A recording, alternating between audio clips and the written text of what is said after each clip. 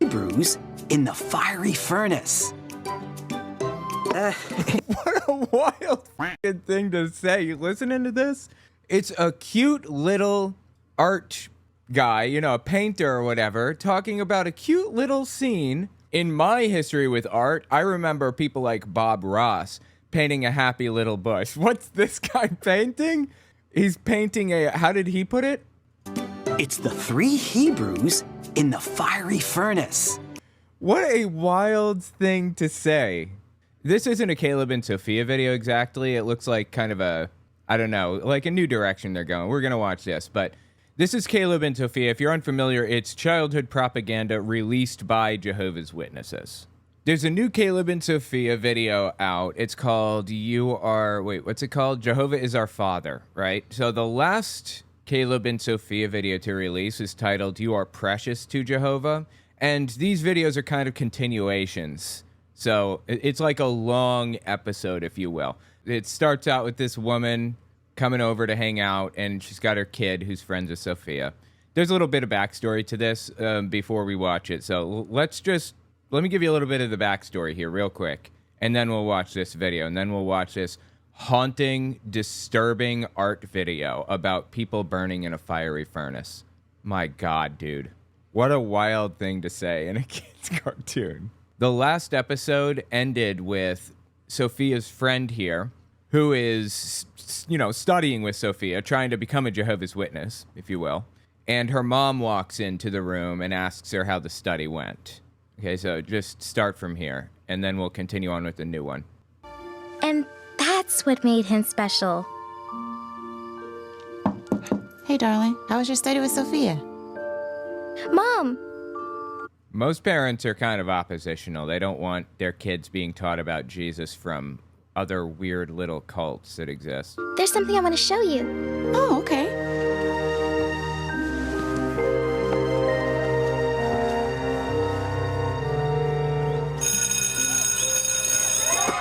All right, everyone, enjoy the holiday party. Oh yeah, there's a holiday party. Caleb and Sophia have decided to exclude themselves from it. Of course, you have to as a Jehovah's Witness. You cannot take part in this stuff. And this girl is like conflicted. Like, am I also going to exclude myself from this holiday party and thus exclude myself from my friends and all of the fun? Separate myself completely from everybody in society like they are.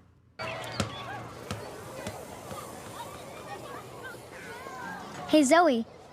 Aren't you coming? She's the bully. She doesn't like Sophia.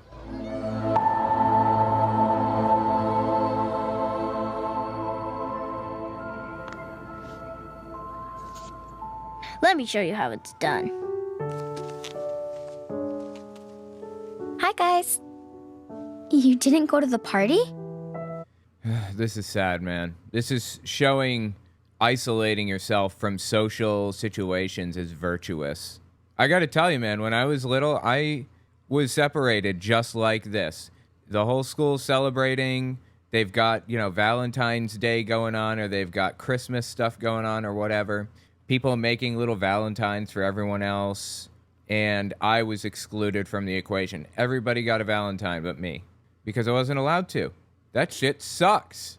And they're portraying it like it's a virtuous thing here. No, I want to do the right thing.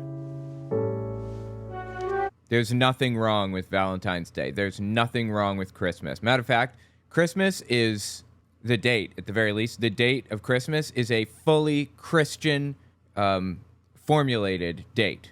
There was a movement, you know, back in the early days of Christianity that believed that Jesus was on earth for a total of 34 years or whatever, 33, I don't remember now, including when he was in his mother's womb.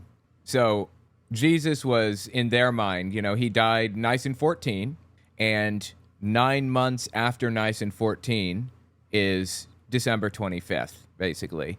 And that would be a total of exactly 34 years or whatever it was from when he was conceived. That's where the date came from. There was Saturnalia around that time, but it was not on December 25th. is leading up to December 25th, and it wasn't even celebrated by the lower orders. It was celebrated primarily by the upper class. Sol Invictus was on the 25th, but that was like a small religious cult that had almost no effect on broader society. The Christmas tree is also 100% fully and completely Christian in origin. Christian. Came around in the 15, 16, 1700s. People were doing paradise plays for Christians who were illiterate, and they were acting out, Bible stories, Adam and Eve and stuff. And on the stage, they had these big trees that were decorated. They wanted to make them stand out. They were different from other trees, so they decorate the tree. And people started going into the woods and cutting down their own trees and putting them in their house when they were celebrating Jesus' birthday, which they believed to be on December 25th. You can look at all this stuff from the YouTube channel Religion for Breakfast. It's in the Encyclopedia Britannica. Let me think. It's in my book, owenmorgan.com, to check that out. I talk about it at length with all the sources included. So Jehovah's Witnesses just fabricate this stuff, just out of thin air. Okay, let's have some fun. Oh, not Wow, that was fun. again. Yeah, they're definitely having as much fun as the kids who were celebrating, Christmas at the holiday party. Anyway, that was the end of the previous one. Just give you a little bit of context for this. Sophia is trying to study with this girl, and this girl is kind of getting pushed back from the bullies. She's about to get her Jehovah's Witness material from her locker. The bullies show up. Quick interjection, this won't take long, I promise. I'd appreciate it if you watched to the end of the video, or at least a couple extra seconds, because YouTube bases its algorithm off of watch time. The more watch time a video has, the further the video will go. Also, take a look at my website, owenmorgan.com. I'm selling my book, Understanding Jehovah's Witnesses, 400 pages, and my second book, 100 Questions for Jehovah's Witnesses, which is about 80 pages. And you can find them both there on the website. Audio form, ebook form, whatever. It's about my experiences within the religion and the history of the religion generally. The 100 questions are intended to challenge your religious leader, so I'd appreciate it if you give it a read. Okay, back to the video.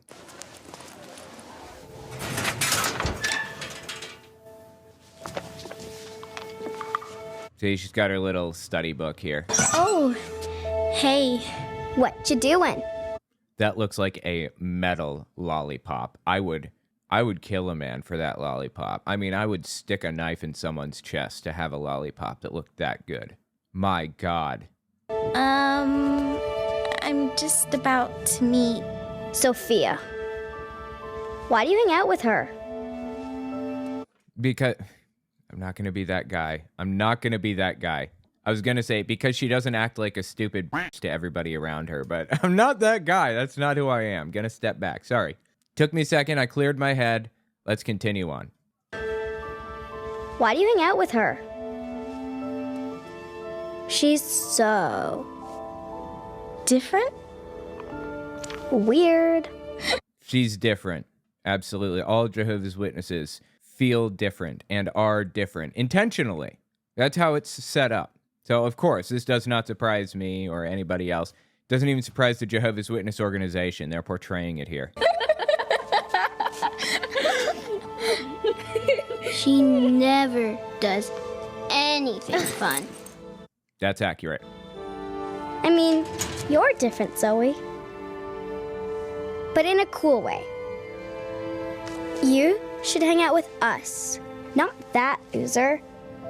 Angela, please see me immediately. See you later, Zoe.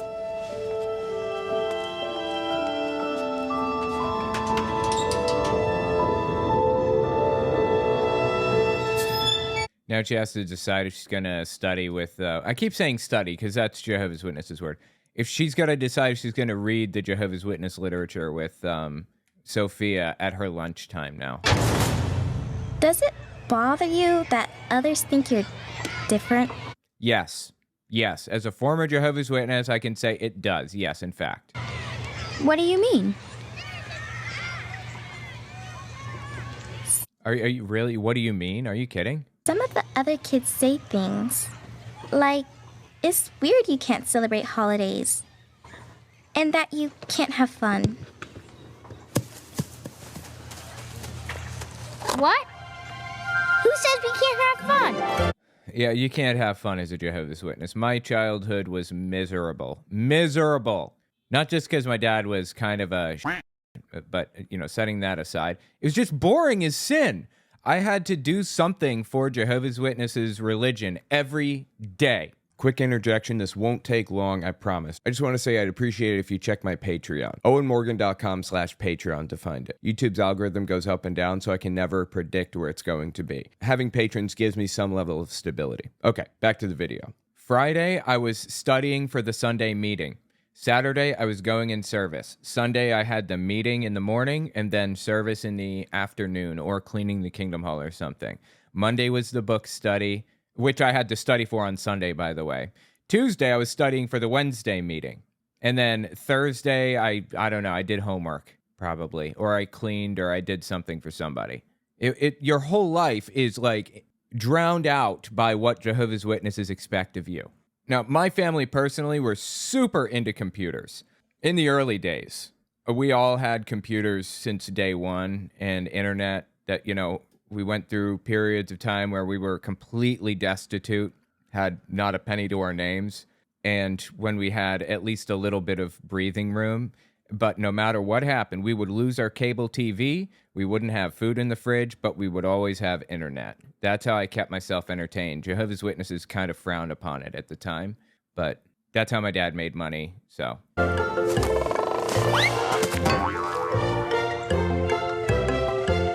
Oh, acting like an idiot is fun to them, I guess. Wow, they must have a blast 24/7. Anyway, you get the idea. That's the previous Caleb and Sophia video, so I just want to watch the latest one. Jehovah is our Father. Quick side note, I've talked about this a billion times, so I'm only going to kind of recap for 30 seconds here. Jehovah is not God's name. God's name is Yahweh. The Tetragrammaton, 4 letters in the Bible that represent God's name, are YHWH. Vowels did not exist in the Hebrew language when it was, or in the written language when it was, written down. So context from the culture had to inform how it would be pronounced. People speak that original Hebrew, not modern Hebrew, original Hebrew.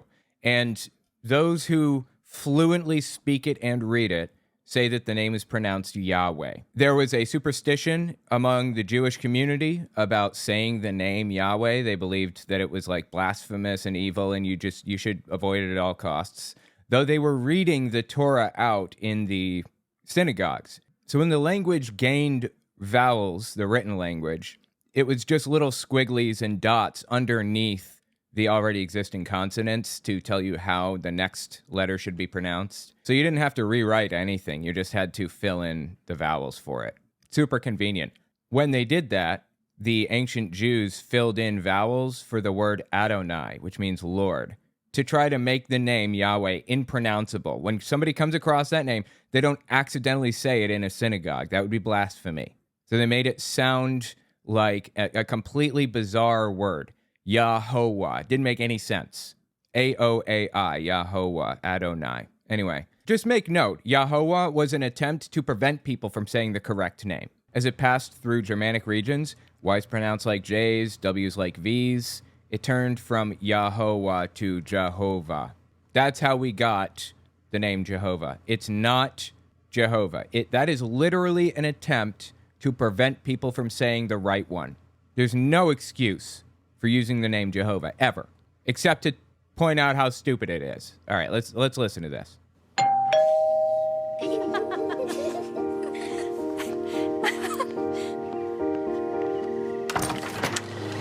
Hey, Camille. Hi.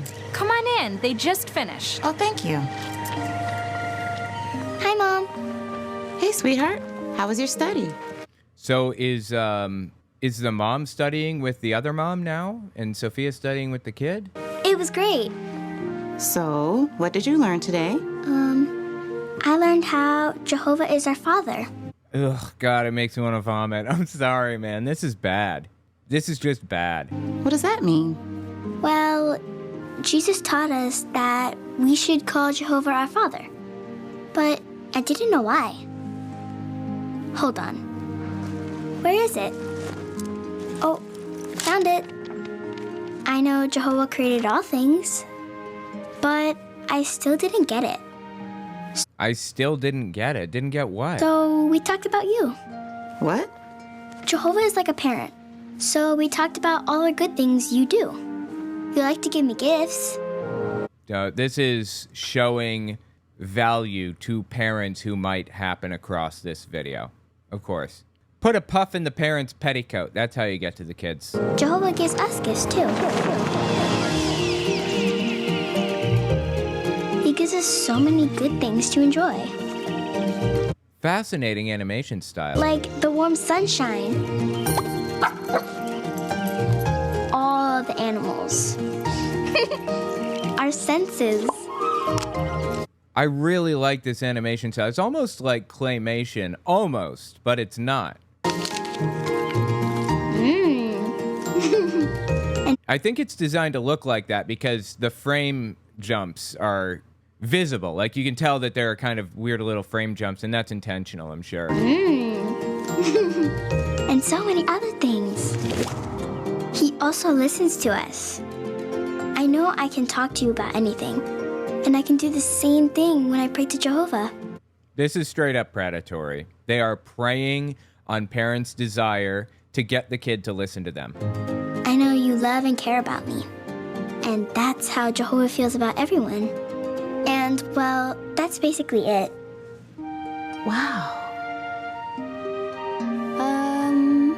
Suddenly thinks this is super valuable to her kid and is going to do whatever it takes to push it on her. Now, don't get confused here. Jehovah's Witnesses do have some valuable lessons for kids. I absolutely think they do. I'm a pacifist. I don't believe in war under any circumstances except self-defense in very limited, narrow situations. And I think that's a good value that I picked up from Jehovah's Witnesses.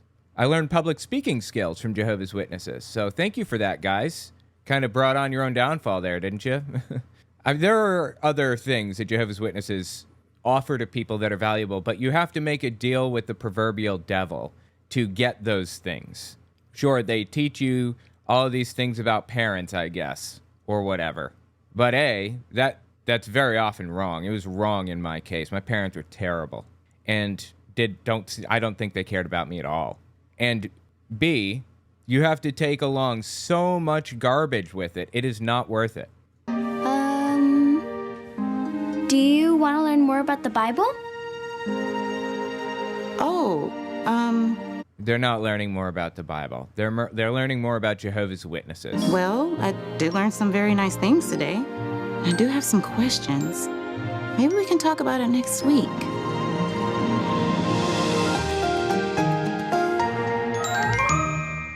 This is absolutely insane. But it's interesting because think about what they're portraying here. As a young Jehovah's Witness, I wasn't allowed to go over to other kids' houses, and I was not allowed to have them over to mine. Matter of fact, I lived a few houses down from a kid I went to school with. We rode the bus to school every day. I'd take my little yellow bike, and I'd ride my bike over to his house, 3-minute ride at worst, and we would hang out. He had a VCR that he would tape Pokemon, because it aired like 30 minutes before we got out of school. And every single day after school, I'd sit down at his house and we'd watch Pokemon together until my parents followed me in their van, saw my bike in his yard, and told me to come home and then took my bike away. Not allowed to hang out with outsiders, ever. Unless you're studying with them. Unless you're trying to bring them into the religion. In which case, they can come to your house. Anyway, that's just one more interesting little dynamic thrown into this video. So now they get to hang out more because the mom is going to study. If this girl stopped studying with Sophia to be a Jehovah's Witness, they'd stop hanging out. They wouldn't talk anymore. It'd be the end of the line. Absolutely disgusting, man. Since we have this pulled up, they have another video, an art video. I want to see what this is about. Hang on.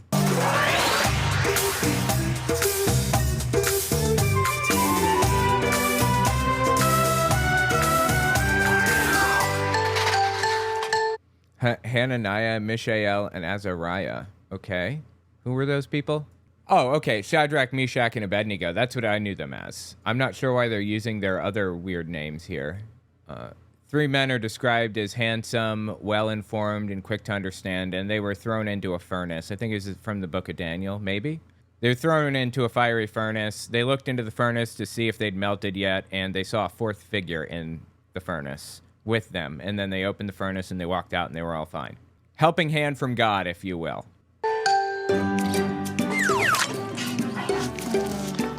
Dude, is that spit? Hey there, ready for the final product? Ta-da! Oh, it's paint. It's the three Hebrews in the fiery furnace. What a wild thing to say, for real. What a wild thing to paint for a kid's... Could you not pick a better story? There are good, interesting stories here, aren't there, in the Bible? I mean, it's not all stories of people being executed and hung upside down and, you know, whatever else. It's not all that, right? There's good stuff in there somewhere, I think. Actually, I'm trying to think. Is there a story that's kid-appropriate in there? I'm thinking about Lot's wife looking back at the cities and turning to salt. That's not really a good lesson. Adam and Eve eating the fruit and then dying. That's not a good lesson. Shadrach, Meshach, and Abednego. Definitely not a good lesson. I'm just trying to find one lesson in the Bible that's kid-safe here. Anybody got anything for me? There's got to be something in there, right? It's got 32,000 verses in the thing. Getting eaten by a bear is another story that they probably shouldn't be teaching to children. There's got to be something in there that's wholesome. Some story that's kind of wholesome, right? Something. I'm just looking for like a wholesome story. Any wholesome story from the Bible. I will take anything. Jesus said, love the poor and hate the rich. Take care of the elderly and the mistreated and the downtrodden. Jesus talked to a Samaritan woman who he was not supposed to speak to. There's a decent story, right? Love everybody. This has to be my thumbnail, right? Very clearly a kid's program with a little tiny artist who just painted three men in a fire. What the? Oh my God. You can't make this up, for real. You cannot make this up. This is crazy. Okay, let's listen to him tell us about these three people in a fire. It's the three Hebrews in the fiery furnace. It could use some work. Yeah, tell me about it. Maybe a completely different painting. That sure is an exciting account. But how did they end up in a scorching oven? Come on, I'll show you. Seriously, this is... Why did they pick this? There are a billion other things they could have picked to talk about. What is wrong with you, Jehovah's Witnesses? It's a great story. No, it's not a great story. Hananiah, Mishael, and Azariah, also known as Shadrach, Meshach, and Abednego. That's what Jehovah's Witnesses called them when I was little. By the way, this isn't even a real story. This did not actually happen. It was written 500 years after the fact, roughly. people there were not Jehovah's friends. They wanted the Hebrews to be just like them. They gave them Babylonian names, Shadrach, Meshach, and Abednego, and food that Jehovah said they shouldn't eat. But together with Daniel, they obeyed Jehovah because they were his friends. Then one day, the king of Babylon told everyone to bow down and worship a statue. Nebuchadnezzar was the leader. And anyone who didn't would be thrown into a fiery furnace. That's actually roughly what Nebuchadnezzar looked like, give or take. We have old sculptures of him and things like that. He was the leader of Babylon, and this is real. The book of Daniel is set in the year 600 to 550 BCE, give or take, somewhere in there. But it was actually written in 164 BCE, 3 years after the Maccabean War, which is the basis for Hanukkah, the story of Hanukkah. Didn't have enough oil in the lamps, but they lit it. They had enough for one day, but it lasted 8 days, so on and so forth. Yeah, that was the Maccabean War. Daniel happened 3 years later, but it was set in ancient Babylon. The claim from the book of Daniel is that they took all of the Jews captive. That's not accurate. It was barely 20% at most. And when they took the 20%, the Jews reformed a new government and had a new leader.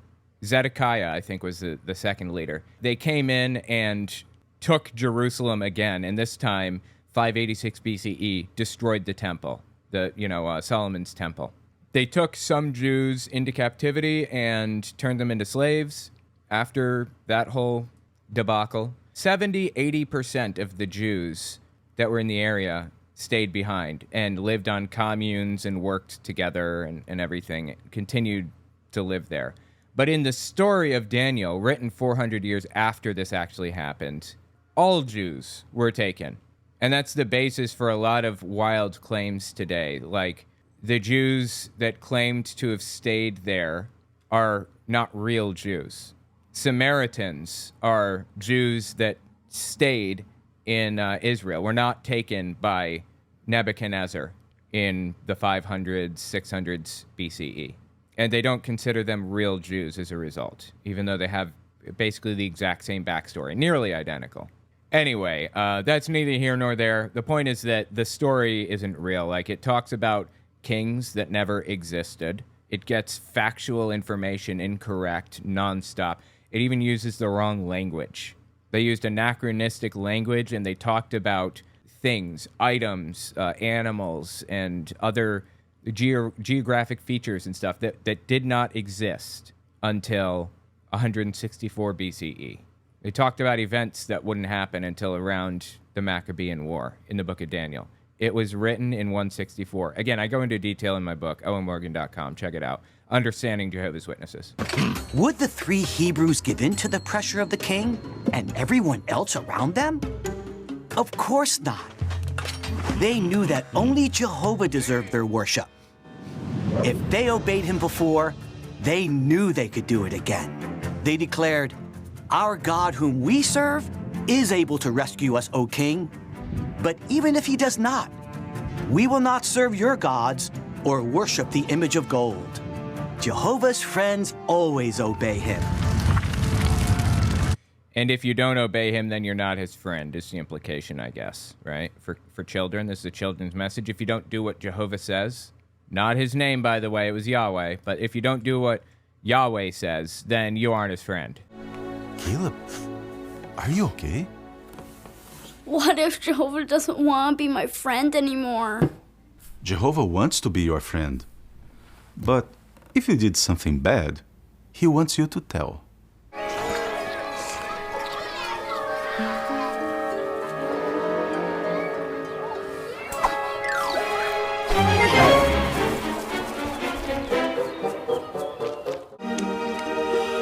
Hey, Caleb.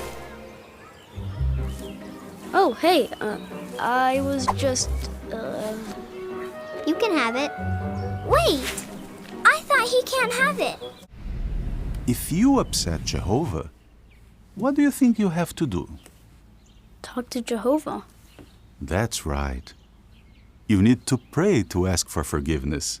And if you don't obey him, then you're not his friend, is the implication, I guess, right? For children, this is a children's message. If you don't do what Jehovah says. But how did Jehovah rescue them? Wow, what a cliffhanger. Why not read the whole story and find out for yourself? So for now, we're just going to leave it at they were burned alive in a fire, in an oven. There you go. Go read the rest, kids. They burned alive in an oven. See how that turned out for them. Make time every day to learn from Jehovah's friends. What do you think? How did Hananiah, Mishael, and Azariah show that they were Jehovah's friends? When is it hard for you to obey Jehovah?